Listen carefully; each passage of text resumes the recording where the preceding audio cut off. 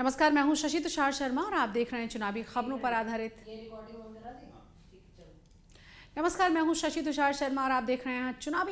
आधारित हमारा खास बुलेटिन।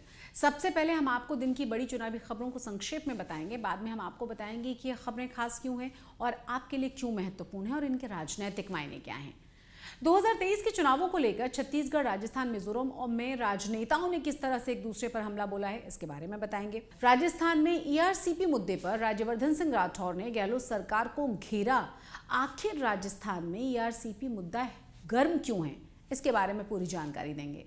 मध्य प्रदेश में कांग्रेस की सूची के बाद पार्टी के नेताओं की बढ़ गई है नाराजगी। कई नेताओं ने इस्तीफे की बात कही है, इस तरह की खबरें आ रही हैं, इस पर भी चर्चा होगी। जातीय जनगणना और मराठा आरक्षण को लेकर नाना पटोले ने क्या कहा है, इस पर भी हम चर्चा करेंगे।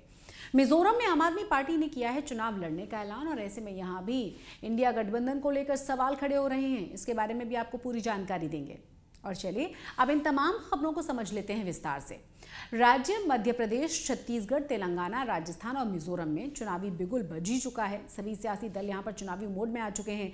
सभी दल यहां पर मतदाताओं को लुभाने की कोशिश में हैं और इसी क्रम में सोमवार को राजस्थान, छत्तीसगढ़ और मिजोरम में नेता गरजते हुए नजर आए। छत्तीसगढ़ में जहां गृह मंत्री अमित शाह ने भूपेश सरकार को वीरनपुर हिंसा पर घेरते हुए आरोप लगाए हैं, तो वहीं राजस्थान के बारां में कांग्रेस अध्यक्ष मल्लिकार्जुन खड़गे ने जनसभा को संबोधित करते हुए चुनावी शंखनाद किया है। राजस्थान में कांग्रेस की पहली सूची आने से पहले खड़गे का ये दौरा बहुत ही महत्वपूर्ण था। राजस्थान में पहले सूची 18 अक्टूबर को आने की संभावनाएं थी। चुनावी प्रचार की इस कड़ी में कांग्रेस नेता राहुल गांधी मिजोरम पहुंचे, जहां उन्होंने पदयात्रा के साथ जनसभा की और बीजेपी पर वो जमकर बरसे। आपको सुनवाते हैं कि अमित शाह ने कहा क्या। भूपेश जी ने क्या कहा किया।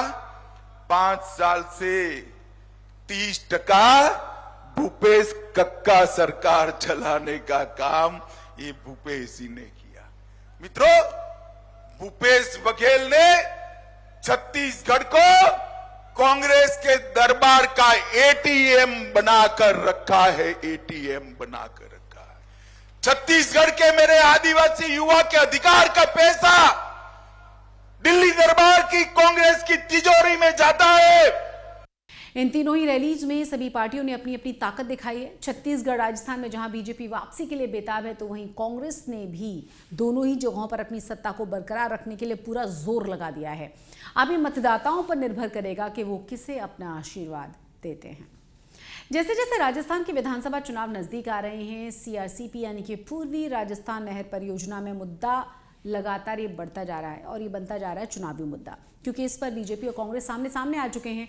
और इस मुद्दे पर बीजेपी सांसद और झूठवाड़ा से उम्मीदवार बनाए गए राज्यवर्धन सिंह राठौर ने गहलोत सरकार पर जमकर निशाना भी साधा है।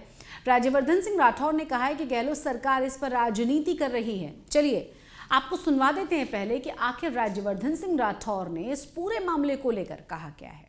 पिछले 5 साल से जिस सरकार के पास जिम्मेदारी थी, राजस्थान की कांग्रेस की सरकार के पास जो जिम्मेदारी थी, ये कनाल का प्रोजेक्ट तो उसी समय तैयार हो गया था। डीपीआर भी बन गई थी, 50,000 करोड़ का प्रोजेक्ट तैयार भी हो गया था। केंद्र और राज्य सरकार का जो कंट्रीब्यूशन था वो भी तय हो गया था। लेकिन 5 साल तक ये उसके ऊपर बैठे रहे, क्योंकि इनको राजनीति करनी थी, इनको ये पैसा नहीं खर्च करना था, इनको ये काम ही नहीं करवाना था। और अब जिस तरह से ये करते हैं कि हम ओपीएस लेकर आ रहे हैं, ये ओपीएस के जो ब्रांड एम्बेसडर थी पोस्टर के ऊपर, मेरे ख्याल से राजकुमारी जैन, उन्हीं का वीडियो आ गया कि ये मेरी ही पेंशन नहीं दे रहे, ये ओपीएस क्या लाएंगे। ये जिस तरह से बड़े बड़े अपने नारे देते हैं कि हम बिजली माफ़ कर देंगे, वो बिजली आनी ही बंद हो गई, बिजली उत्पादन ही नहीं हो रहा। दरअसल राजस्थान में सीआरसीपी काफ़ी पुराना मुद्दा है। सीआरसीपी 20 जिलों में सिंचाई और पेयजल की योजना है और ये जिले भरतपुर, डींग, अलवर, धौलपुर, करौली, सवाई माधोपुर, दौसा, जयपुर, टोंक और बारां, बूंदी, कोटा, अजमेर और झालावाड़ हैं। इन जिलों में ही राजस्थान की कुल 200 से ज़्यादा, आधी से कुछ कम यानी कि 83 विधानसभा की सीटें। ऐसे में ये सभी दल कोशिश कर रहे हैं इस मुद्दे को लेकर मुखर होने की। चुनावी राज्य मध्य प्रदेश में कांग्रेस की सूची आने के बाद से नाराजगी थमी नहीं रही, क्योंकि कई नेताओं ने खुलकर विरोध करना शुरू कर दिया है, पार्टी को भी छोड़ दिया है। झाबुआ में भी पूर्व विधायक कलावती भूरिया के भतीजे दीपक भूरिया ने इस्तीफा दे दिया और इससे पहले आपको बता दें कि खरगापुर में कांग्रेस की मीडिया सेल से जुड़े अजय यादव ने भी इस्तीफा दिया है। इसी तरह नरियावली, पवई, उज्जैन उत्तर, नागौर, दतिया, धार, आलौट, इंदौर क्षेत्र में जो क्रमांक नंबर 4 में आता है, सुवासुरा में विरोध प्रदर्शन की तमाम खबरें आ रही हैं और कहा जा रहा है कि यहाँ पर भी खुलकर विरोध किया जा रहा है। कैलाश विजयवर्गीय जो कि कद्दावर नेता हैं बीजेपी के, उन्होंने क्या कहा है इस पूरे मामले पर, सुनिए। जिन्हें आज फ्यूज बल्ब की एक लड़ी जारी की है जिसमें से अधिकांश उसमें जमानत जब्त होने वाली और हारने वाले हैं। आज ये तय हो गया कि कांग्रेस सरकार नहीं बना सकती, क्योंकि जिस तरीके से जाति की असमानता, पिछड़े वर्ग की उपेक्षा की है उन्होंने और महिलाओं की उपेक्षा की, उससे साफ लगता है कि ये निराशा में उन्होंने उम्मीदवारों की सूची जारी की और सब फ्यूज बल्ब है, एक भी जलने वाला नहीं है और कईयों की इसमें जमानत जब्त होगी और ये बहुत स्पष्ट हो गया कि भारतीय जनता पार्टी की 2/3 बहुमत से सरकार बन रही है। कांग्रेस की पहली सूची को लेकर विरोध के स्वर देखने को मिल रहे हैं और बीजेपी ने भी इस पर तंज कसते हुए कहा है कि इस सूची में कांग्रेस ने पिछड़े वर्गों की अनदेखी की है। वहीं राहुल गांधी लगातार अपनी रैलियों में ओबीसी मुद्दे को उठा रहे हैं। जातीय जनगणना और मराठा आरक्षण के मुद्दे पर महाराष्ट्र में भी सियासत जारी है। महाराष्ट्र कांग्रेस अध्यक्ष नाना पटोले ने कहा है कि हम सत्ता में आए तो जातीय जनगणना करवाएंगे। उन्होंने बीजेपी पर आरोप लगाया है कि बीजेपी इसका समाधान करने के बजाय ओबीसी और मराठा समुदाय को भ्रमित कर रही है। अब आपको सुनवाते हैं कि नाना पटोले ने और क्या कहा है। ये कर नहीं सकती। जिन लोगों ने झगड़ा लड़ाया है, जो काम इनके हाथ में नहीं था, और मैं खुद नहीं बोल रहा हूँ, माननीय सुप्रीम कोर्ट ने भी गायकवाड़ आयोग के बारे में टिप्पणी की है कि राज्य के अधिकार नहीं है। मैं नहीं बोल रहा हूँ, खुद माननीय सुप्रीम कोर्ट ने इसके ऊपर टिप्पणी की है। ये केंद्र सरकार की जवाबदारी है और केंद्र सरकार ने करना चाहिए, लेकिन केंद्र सरकार ने हाथ खड़े कर दिया है। जब उनके ही ये हस्तक महाराष्ट्र में जब सत्ता में बैठे हैं और दिल्ली की सरकार इनकी तैयार नहीं है, तो ये हस्तक के हाथ में कुछ नहीं है, ये तो एकदम क्लियर है। और इसलिए ये ओबीसी और मराठा का झगड़ा लड़ाने का काम इन लोग बंद करें। महाराष्ट्र में मराठा समुदायों में सबसे बड़ा वोट बैंक है। राज्य में 30% से ज्यादा आबादी मराठों की है। मराठा आरक्षण की मांग लंबे समय से लगातार जारी है और ऐसे में सभी दल इस पर अपनी अपनी राजनीतिक रोटियां सेकने में लगे हुए हैं। आने वाले महाराष्ट्र चुनावों में इस बार ये बड़ा मुद्दा बन सकता है।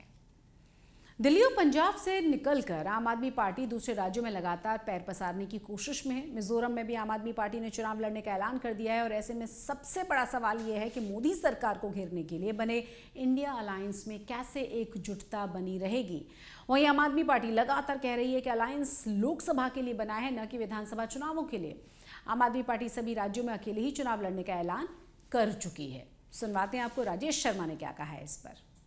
है इसको घोषित करने में, लेकिन जो स्थानीय जो टीम है वो पिछले 1 साल से इसके ऊपर काम कर रही है। तो चुनाव लड़ना संगठन बनाने के बाद का जो इमीडिएट रिजल्ट होता है कि हम चुनाव लड़ सकते हैं। तो जहाँ जहाँ हमारा संगठन बन गया है तो धीरे धीरे उन सभी राज्यों में हम चुनाव लड़ेंगे। आज मिजोरम में कुछ हद तक हमारा संगठन बना है, तो जिन विधानसभाओं में ये संगठन है वहाँ हम लोग चुनाव। यदि 2023 में इंडिया अलायंस में एकता नहीं रह पाती है तो 2024 के चुनावों को निश्चित रूप से प्रभावित करेगा ही। वहीं बीजेपी लगातार इंडिया अलायंस के दावों पर सवाल खड़े कर रही है। यदि चुनावी राज्यों में ऐसा होता है तो बीजेपी को विपक्ष पर हमला करने का एक और मौका मिल जाएगा। अब चलते हैं कुछ और दूसरी बड़ी और अहम खबरों की तरफ। तेलंगाना चुनाव में कांग्रेस की सूची आ चुकी है और 55 उम्मीदवारों की सूची आई है। ये कांग्रेस मीडिया सेल के नेता पवन खेड़ा की पत्नी को भी तेलंगाना चुनाव में उतारा गया है। पवन खेड़ा की पत्नी कोटा नीलिमा को संत नगर से टिकट दे दिया गया है और इस बार तेलंगाना में कांग्रेस के बेहतर प्रदर्शन की उम्मीद लगाई जा रही है। पीएम मोदी की जाति को लेकर बिहार की राजनीति अचानक से गर्मा गई। जेडीयू का आरोप यह है कि मोदी ने राजनीतिक लाभ लेने के लिए अपनी जाति को ओबीसी में शामिल करा दिया। वहीं बीजेपी ने इस पर पलटवार करते हुए कहा है कि उन्हें नीतीश से प्रमाण पत्र लेने की जरूरत नहीं है।